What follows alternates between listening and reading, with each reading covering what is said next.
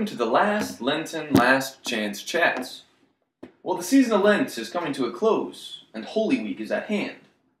But before we can rage at Easter, the Church encourages us to embolden and renew our penance of fasting, prayer, and almsgiving during Holy Week, regardless of how good or how bad our Lent has been thus far.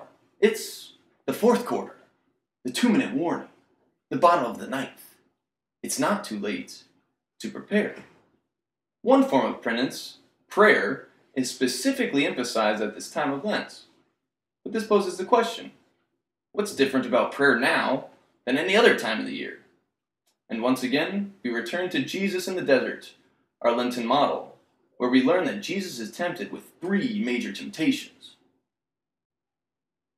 Satan addresses Jesus at the desert floor and says to Jesus, "Hey, you gotta be hungry. I mean, come on, you've been fasting for 40 days. Turn these stones into bread." This is a temptation to make bodily pleasure, food, drink, or sex, the center, the focal point of our lives. Jesus responds to Satan, "Man shall not live by bread alone, but by every word that comes forth from the mouth of God." Which is to say, only God fulfills our desires, Satan. Satan then takes Jesus to the parapet, the top of the temple. But it's important to note that the temple during Jesus' time was the center, the focal point of society. This is the place where all worship, all business, all politics occurred. Satan says to Jesus, "Jump off the temple, the angel will catch you." This is a temptation to make worldly glory the center of our lives, to be so worried about the esteem and the recognition and the honor we receive from others, where we find that we are so worried about what other people think about us that we no longer even know what we think about us, let alone how we are in the eyes of God. And Jesus swiftly dispels it. Satan then takes Jesus to the highest mountain and shows him all the kingdoms of the world. He says, "Hey Jesus, I'll give you all these. Just bow down and worship me."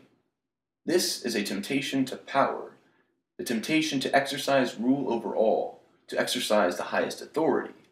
In essence, this is a temptation to take the place of God, who is the author and rightful owner of all authority. Jesus responds, "Begone, Satan! For it is written, for only the Lord your God shall you serve."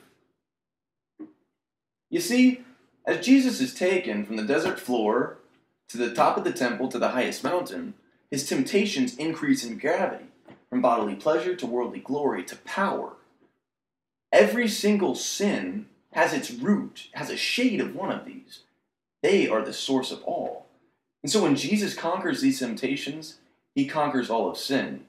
He is now ready to do the work of the Father, to redeem the world, which ultimately results in his crucifixion, but also his resurrection.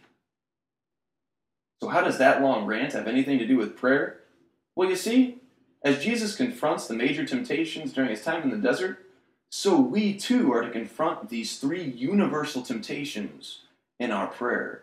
For only once we have done so are we able to truly live in the light of Easter, to do the work of the Father that he has entrusted to each one of us.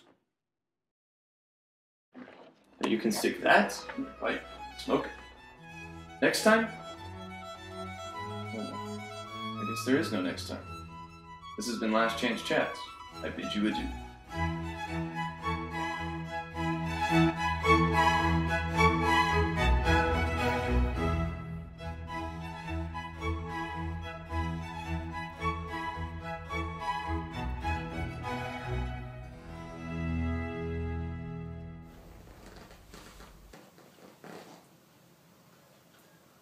I just did that perfectly.